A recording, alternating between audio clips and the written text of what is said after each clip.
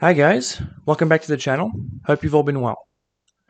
So today I wanted to discuss a topic that I briefly mentioned in my last video, and it is one of those topics that's a little bit more elementary and a little bit more basic, but I think is very important in building a coherent understanding of the modern world, of modernity, and especially in constructing a cogent worldview that is conservative and authentically right-wing and Christian. And so what I want to talk about in this video is a notion that I talked about in my last video briefly. I mentioned it very briefly. And it's about the theft and corruption and inversion of empathy in our modern society. So this is an interesting concept that I rarely see being talked about. However, it's very key in understanding a lot of events that happen around the world, especially in the West. When we talk about societal movements and more sociology-focused discussion, um, we tend to talk and we tend to see, especially, a lot of this corrupt empathy around us. So I'm going to split the video up in a couple parts here. And so first off, I want to talk about what is empathy? What is the emotion of empathy, and how has it been taken out of its original context, and how is it regarded today at all? So empathy, the original emotion of empathy, is an emotion that people feel that helps us socialize. First off, so empathy is an emotion that, I mean, I'm sure everybody who's listening right now has an idea already of what that is, but it may be twisted because of our modern understanding of what that is. So empathy is simply an emotion that helps you socialize. It's an emotion that helps you empathize with others and feel what they could possibly feel, and that helps you feel emotions like, this might sound harsh, but pity or kindness. And it is a very important emotion when we talk about social relations and building a family and building a community, which is just an extension of your family, and building a nation, which is an extension of your community. So there are many differences between the sexes here. There's obviously the fact that women feel empathy a lot more than men. And so we'll get back to this later in the video, but this is one of the reasons why the society has been feminized so. And I know I talk a lot about female-male dichotomy, but that's because, to me, it's an extremely useful way of understanding the world around us, is by classifying things and putting labels on things. Not necessarily in a reductive or restrictive manner. I just think that if you explore a topic to its logical conclusion, you do end up finding this feminine-masculine dichotomy in most of the things that you regard in an analytical manner. So empathy is a very powerful emotion that is often drawn out of us in everyday life, and that we feel, and that makes us act in ways that are not necessarily rational or self-centered, which can be a very good thing, right? For example, the empathy of a father who works a long day of work every single day to support his family. It's sort of one of the basic elements of love. The empathy of a mother who is, caring for her small child. That's a very healthy expression of empathy. It's a very healthy and sane and wholesome expression of an emotion that is a very key part of modern society. So that's extremely basic. Everybody knows that. Everybody knows what I'm talking about when I talk about this stuff. But it's important to remind everybody of what that is in its healthy and sane way before we talk about what it's become and the way that it's being, used in the modern world. So I briefly mentioned before that the modern society is thoroughly feminized, and that this is one of the reasons that empathy has been corrupted and twisted. And so this is something that you can see if you spend any amount of time on social media or any amount of time outside talking to modern people. You will see that this is the case. And I want to talk a little bit about the modern word that is tolerance. Now, if you're a conservative, the word tolerance is something that we've come to revile. Is this buzzword that's used by leftists and liberals and all sorts of people, actually, even Christians, even conservatives, and is a buzzword that has come to be so reviled that it actually makes me feel sick when I even think of the concept. And it's this concept of, and I can't think of anything else off the top of my head that exemplifies this corrupt and twisted sense of empathy more than the word tolerance. Uh, so, what do we mean when we talk about the word tolerance? The word tolerance is something that originally meant something that you can bear, something that exists in your environment that doesn't cause damage, it doesn't cause harm to you, that you are able to bear and live with. Um, and so this word has been totally taken out of its original significance as well, and it's come to mean the fact that people have absolutely no agency and no drive towards banishing and getting rid of sin in their lives. And this is a buzzword that's used by leftists all the time to excuse sinful and degenerate behavior, essentially, is what I'm getting at. And this plays off the fact that their empathy is totally misdirected and misled. It's a concept that was normally sane when it's kept in its place, but when it's taken out of its place and it's hijacked and it's co-opted and it's totally bloated to grotesque proportions, where the main driving ethos of the liberal mindset is empathy, and not even empathy itself, its twisted version, which is tolerance. This is where you see a society that becomes so degenerate that it's unable to even sustain itself. A society that is so accepting of sin and so tolerant towards evil that it is cannibalizing and destroying itself. And that is a feminine society. Um, This is something that I might make a full video on as well, and this is a different concept. I know I'm already branching off. I can't help myself but to not stay on topic. But if you've ever noticed how women exhibit self-destructive behavior, it never starts off with actual proper self-destruction. A scorned woman will begin destroying everything around her.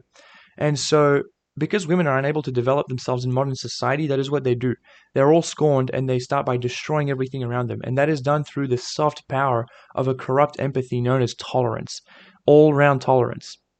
Male self-destruction is different. Male self-destruction is this nihilistic, proper destruction of the self, self-deletion, and you see it all the time in males who have lost hope. They are addicted to drugs or other high-risk adrenaline activities that are likely to kill them, because they understand that if they're unable to develop themselves as males, their natural instinct is self-deletion, which is quite sad, but is what we observe. However, females, if they're unable to self-develop in a proper way, they understand that this is because the society around them is not actually fit for proper human development, because women have, and this is something I don't want to get too deep into, but they have very little agency as we understand it. And so if they're unable to develop themselves in a natural way, their instincts are telling them that the society around them is simply not fit for human development. And so they attempt to destroy the society around them. They attempt to break the mold, which is a very healthy instinct. It's a healthy instinct of self-destruction. And so what we see in a feminine society that is unable to develop itself, we see this primary tool of not self-destruction, but of destruction of the society being tolerance, being, let people do what they want. Don't color within the lines. Don't stick to an order. Don't stay within the rules, but start destroying and breaking everything around you, because that is the quickest way to destroy the established order which keeps society going. There is no faster way to destroy society than by letting people do what they want. And this sort of goes back to the libertarian argument as well. A very feminine ideal. I promised I'd make a video on that, and I will soon, imminent. But yeah, so when we talk about the feminine society, we talk about this market of empathy, and this is something that, this is very surface level discussion, and it's not very deep, but this is something that you absolutely see if you spend any amount of time observing social movements and social trends. You see that the people who benefit the most from this inversion of the natural order, because obviously that's what evil does. It cannot create, it can only invert, it can only corrupt. What you see from this total inversion of the natural order is the people who are the least deserving of empathy are the ones who are celebrated the most. It's all these marginalized groups, right? What does that even mean? It's people who have failed to fit within society. It's people who have failed to fit within the natural order, who will not accept their place within the natural order. And so they're the people who, according to this modern doctrine of tolerance, ought to be not venerated, but put on a pedestal and elevated above the rest of society. And the people who actually do take their place within the natural order are the people who deserve scorn and who deserve nothing but hatred and contempt. Again, this is that evil and chaotic inversion of proper values. And this is a topic that is so fundamental that it reaches sort of all across the aisle, and it's able to, it's like an octopus with many tentacles, and tentacles reach into almost every single topic and every social movement that we see today. Cancel culture, social media, marginalized group, and even, I'll tell you this, even the bases of Marxist theory are basically built on this theory, right? Classism and financial Marxism, which was the root of communism, financial classism is built on this ideology of a corrupt empathy, is built on this ideology of the proletariat are being oppressed by the rich. I will make a full video on this because describing the roots of Marxism and how it's evolved is extremely important in understanding how we've come here as a modern society. But even more basic than that is understanding this empathy that's been bloated and transformed into a totally grotesque monster that is absolutely squeezing the life out of everything in society. So yeah, the feminine society is built off of empathy, is built off of fake empathy, is built off of tolerance, and it deals in a market of tolerance, where now, obviously, in the modern world, the highest virtue that you can aspire to is not nobility, is not being close to God, is not working hard even, is not being successful, is not being competent, is not even being kind, because there is a massive difference between kindness and tolerance. The highest virtue that you can aspire to in modern society is tolerance, is this vague idea that we should all be nice to each other and like accept each other's sin and not help each other grow better and closer to God, is this vague idea that we should just let people rot in their own sin and degeneracy, and that somehow is virtuous, and that somehow is helping people. This is obviously not true. I was going to say an expletive here because it's just so cruel. If you really think about it and analyze it at a deep level, this is a very cruel ideology to let people go off the beaten path and to let them struggle in life without ever correcting them, without ever giving them a helping hand, just by telling them, "Oh no, you're doing okay," and because you're suffering, that means that you're marginalized, and that means that you deserve special treatment. Again, it's this. This is something that Jordan Peterson talks about. It's this archetype of the overbearing mother, the smothering mother, right? That's a bit of a mouthful to say, but the overbearing mother is this mother who is feminine archetype, this evil feminine archetype that wraps a blanket, it wraps a metaphysical womb around the child and protects him from all failure, protects him from all danger. I talked about this in my last video. It's this safety net. It's this net of empathy where we don't want to see people fail because that's personally painful to us. And so we never let them grow. We never let them develop. We never let them go outside their comfort zone. We never let them fly. We put them in this cage because we're afraid they're going to get hurt. That's basically what modern empathy is, right? I know that a lot of conservatives and mainstream conservatives who I'm growing more tired of day by day like to say, "Oh well, liberals are the real racists, and Democrats are the real racists," and it's like there is some truth to that, like this very trite and overused idea of bigotry of soft expectations or bigotry of low expectations, whatever they call it. Yeah, it's true. It's so trite, so I'm not going to spend a lot of time talking about this, but yeah, it's if you keep people down because of the Pygmalion effect, if you expect very little of people, they will achieve very little. If you never let people get hurt and take risks, then they will never thrive and they'll never grow. If you stunt people's growth, they'll never grow. That's the feminine uh, evil archetype, the dark side of femininity in full swing, in full effect. That's something that modern society is basically built on, right? Socialism, Marxism, communism, even democracy to an extent is the idea that, even the weakest should have an equal voice to the strongest. Now, I do not want to take this to the other extreme and say that like might is right, because that also is a bad idea. And as I said in my last video, I'm not about two extremes. I'm about skirting the middle, but we do have to pull to the other end here to be able to be in the middle. We are in a liberal democracy where even the stupidest people, even the least competent people, even the people who have nothing going for them and refuse to develop themselves in any meaningful way, have a voice that is equal to people who do develop themselves and who do grow and who are able to be competent and thrive. And so I think that's obviously totally corrupt. That's totally inverted, and that is what's destroying society, like on a literal molecular level. Um, so for this next part, I want to talk a little bit about why the natural order exists in the first place, because this is something that you see, and this goes back to the very roots of human nature, and this is talked about in Genesis in the Bible. Um, women's job is to try and women's job, their entire psychological imperative is to try and upset the established order. That is what they thrive on, and that is their primary directive in life. And there is a reason why the natural order exists. There is a reason why some people are more intelligent than others. There is a reason why some people are more able than others. And that is because humans thrive on hierarchy. Humanity needs a leader. Humanity needs to have a priority. Humanity needs to have social order and able to thrive because of the very nature of humanity, which is that we have variety in our skills and in our competence. And this is something that goes back to the roots of why Marxism is such an idiotic idea, is because people are born unequal. We can try and attribute equal rights to people as much as we want, and we can try and say that people are equal, and I definitely think people should be treated with equal dignity. But at the end of the day, some people are going to be born intelligent and some people are going to be born stupid. Some people will be born strong, some will be born weak. Some people will be born skilled and talented, and some will be born without talent. Some people will be born with the capacity to lead men, and some will be born without that capacity. Some people are born with faculties that others are simply not born with. And the biggest one that I can think of that never fails to throw a wrench into the Marxist argument is IQ, is intelligence. Now, you can try and debunk the IQ argument. You can try and say, well, there's multiple forms of intelligence. Just know this. If you debunk and discount IQ, you might as well throw out everything else that psychologists have achieved since Freud, because that's the biggest and most researched and most furnished with evidence concept that we have achieved in psychology since 150, 130 years.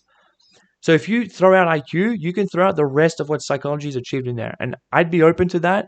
But even if you do that, you have to recognize that some people are born with an acumen that some people just don't have. Some people are born with this, and Nietzsche talks about this, with this aristocratic wherewithal that some people simply do not have. So you have to recognize that. Even if you throw out the notion and statistics and evidence that backs up the concept of IQ, you have to recognize that we're not born equal. And that's a good thing. If we were all equal, then society wouldn't exist. Why would you need anybody else? If we all had the same thing to offer, why would we even need a society? Why would we even need others? We could just exist by ourselves and we wouldn't need anyone else ever. It's good that we have different skills. It's good that we exist on different strata of faculty, because then that means everybody has their place.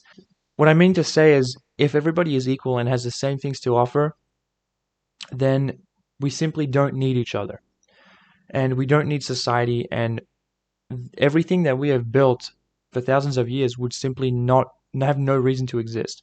So obviously our ancestors knew that we weren't equal, and so that we need hierarchy and we need a natural order.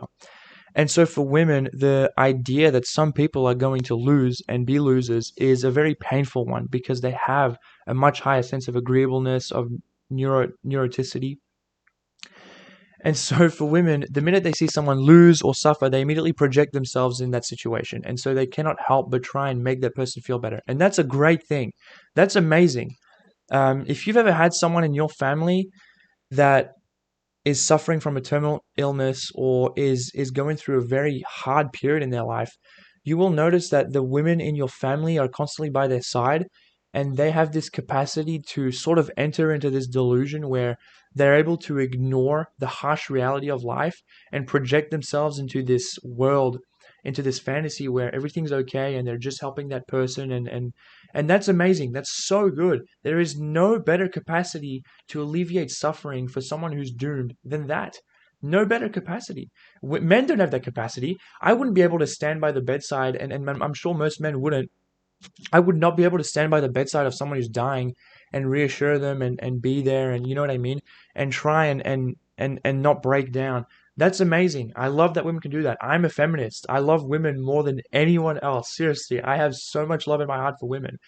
But in modern society, we need to put them back in their place, unfortunately, because this out of control femininity, which stems from this out of control, bloated, grotesque empathy, is destroying society at a molecular level. It is destroying the natural order. It's destroying hierarchy. It's destroying the priorities list that was so important that kept society afloat. It's destroying competency. It's destroying drive in men. It's destroying everything. It's destroying the very libido for growth that men have. And so that's just, I mean, I can't think of a faster way to absolutely destroy society. Just rip the door off its hinges and take society out of its shackles and destroy everything than that. That is the quickest way to do it, genuinely. So to conclude, this has been a very off-topic rant. I think I did address the points that I wanted to get across. But what I wanted to really inculcate, the real message of this video that I want to leave you with is tolerance is not a virtue. Okay, that's super basic. Everybody knows that, but that's important to cement that in your mind to be able to build off of that later. Tolerance is not a virtue. Kindness, compassion, even empathy to an extent, you can call those virtues if you want. Kindness is a very big Christian virtue. Reaching out to someone and helping them when they're down, that's a huge Christian virtue. Tolerating sin, letting people get away with sin without calling out their actions, not trying to inculcate morality into people, especially Christian morality, that's not a virtue. That is sin itself. Jesus never said to tolerate sin. Jesus never said that you should let sinners sin without doing anything about it. That's not a virtue. I can't fathom a world where that is a virtue, where you let people actively sin around you and you somehow sit back and think that you're being virtuous. That's totally wrong. That's totally evil. That's totally corrupt. That's totally morally disingenuous. And that stems from laziness. That stems from insecurity. That stems from this grotesque sense of empathy. So empathy, so that's the first point. Empathy is the basis of the Marxist ideology which reigns over society. It's the basis of the class struggle, financially speaking, which has been developed into an all-around societal struggle where classism and now intersectionality is all you see. I'll make a video on this later because this is important.